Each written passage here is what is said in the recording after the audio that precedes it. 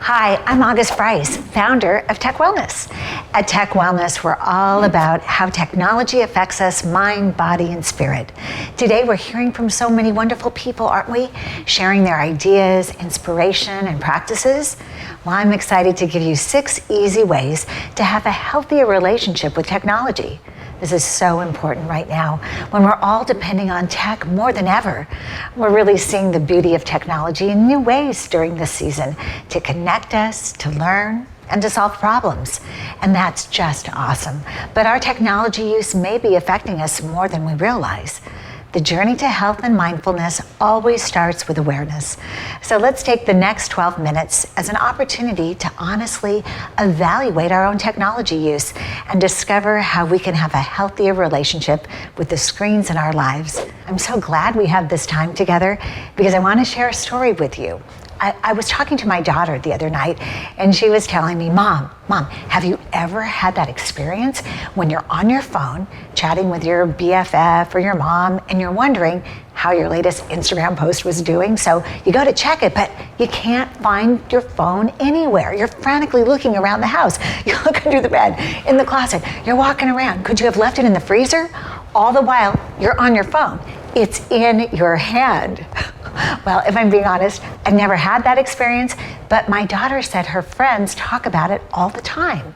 And that feeling of panic when you can't find your phone actually has a name. It's called nomophobia, which means fear of being away from your phone. And I bet many of us have experienced it at some point. I mean, it makes sense that we want to be near our devices all the time, even if we have the opportunity for real human connection, because our phones and online experiences are actually designed to get and keep our attention. It's not an accident. But are those designs tricking our brains into believing the experience is better than it actually is? Are we staying engaged when we really wanted to have plans to exercise or meditate or connect with a friend? So this is tip number 1. Evaluate how much time you spend on your phone. Are you wondering if you have a good or average relationship with your tech, or if you're obsessed or maybe even crossing over to what can be termed as an addiction? Tech Wellness has an easy 8-question assessment quiz from the world's pioneer in internet addiction, Dr. Kimberly Young, one of our first experts. Visit the homepage and you can take the quiz privately and learn the answers without having to provide your email or any personal information at all. Today, especially, being online and having access to digital communication has really been our lifeline, hasn't it? I'm sure you've had the chance to enjoy a Skype or a Zoom dinner date or a meeting with friends, maybe even attended a party or a wedding in the last couple of months.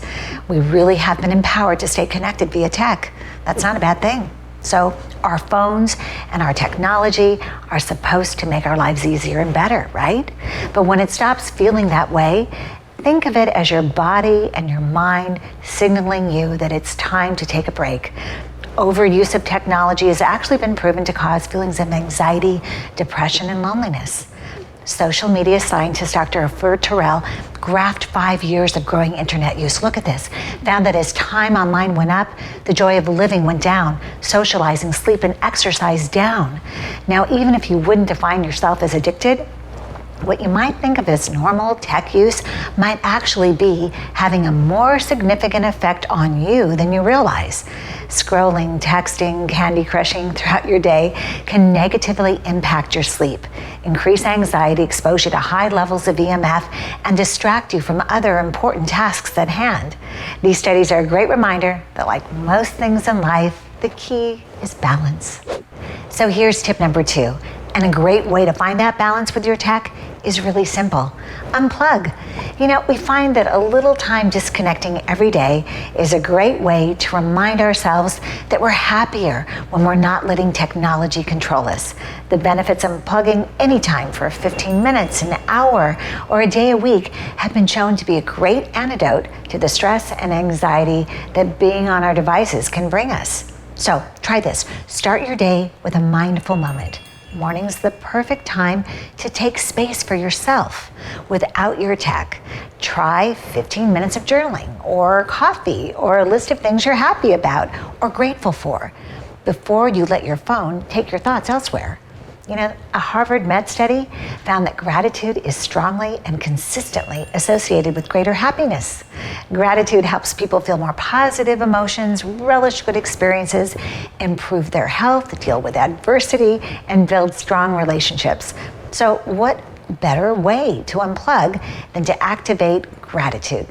And now for tip number 3. That downtime can be much more enjoyable without that worry that someone might be trying to get a hold of you or connect with you, or that their texts are going unanswered. Did you know that you can set your phone to automatically notify someone that you're currently taking a moment for yourself, or that you'll get back to them as soon as you're ready? It's called auto notifications. We'll start with iPhone setup, and then we'll go to a step-by-step guide with auto notifications and Android. Head over to settings, and then you're gonna go to Do Not Disturb right here. And when you scroll down, Do Not Disturb, when you see activate, we're gonna go manually. So that's right here. And then you'll get this opportunity to write an auto reply. And I've already written this. I'm taking a break from technology, unplugging for the next few hours.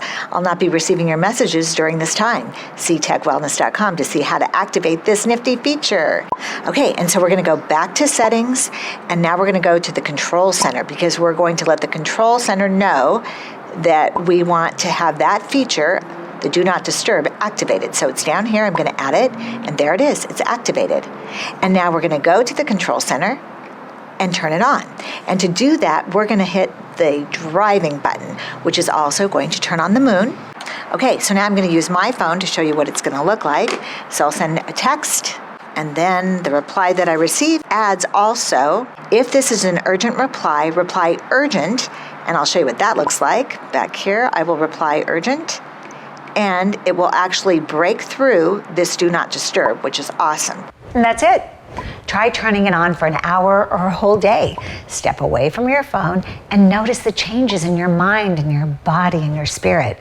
Now, of course, there are times that we need to be on our devices, so our next couple of tech wellness tips will help us use them more mindfully. Remember what I said about phones being designed to attract you? The buzzes and bings of push notifications, those nagging red bubbles or hearts on apps, the excitement of knowing that you got a like, and the endless feeds are actually creating a perfect storm of distraction. They keep us constantly engaged with our devices. So here's tip number 4. One way to take away a bit of the drama and the intensity is by turning off some or all of your notifications. It's so simple.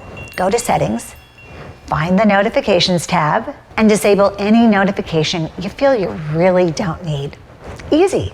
You'll be so much more calm and in control without all those crazy interruptions, like your package was delivered, or a COVID-19 minute-by-minute update, or, oh, this one, my favorite, there's a huge sale at you-know-where, today only. But even without those notifications, there's still the issue of your device being so darn mesmerizing, right? And that leads us to tip number 5. But first, a couple of other tech wellness ways to make your phone a little less enticing and tempting. First of all, our screensaver. I love this. You can download these on techwellness.com and our smartphone smart guide. And you'll see we also have no apps on the front page, which is great. And you scroll to the second page, and we're going to go to settings.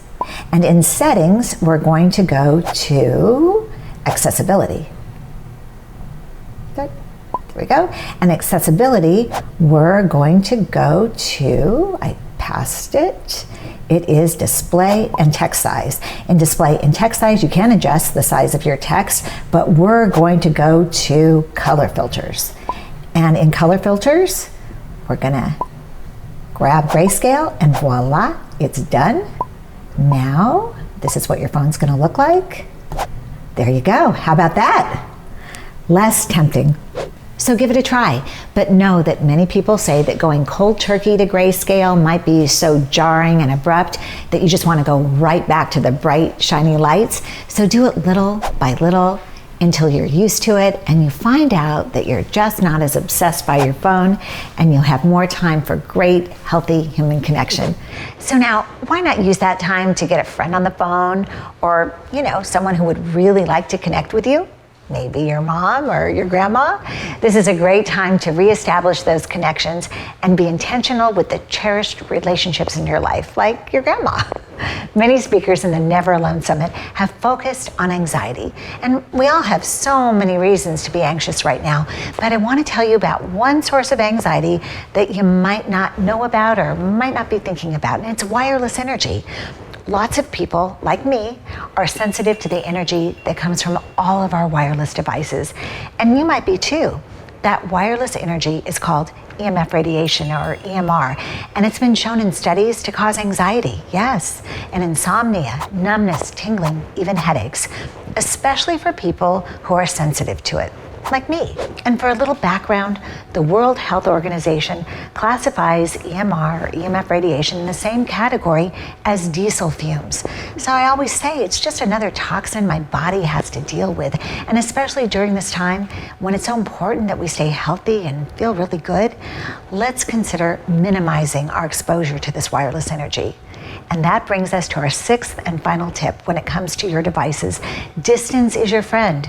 If you can be 12 inches away from your phone, and if your laptop can be plugged in to the internet instead of on your lap, and if you can turn your Wi-Fi off when you sleep, you'll likely see some wonderful results. If you'd like to know more about EMF, check out our EMF guide and many solutions at techwellness.com. So there you have it. Evaluate the time you're spending online. Create a rhythm of unplugging. Set auto notifications so you can thoroughly enjoy your unplug time. Silence those pesky notifications that you really don't need. Take control of how your phone looks so that you aren't drawn to it when you don't want to be. And finally, when it comes to all the wireless devices in your home, distance is your friend to avoid the EMF wireless energy.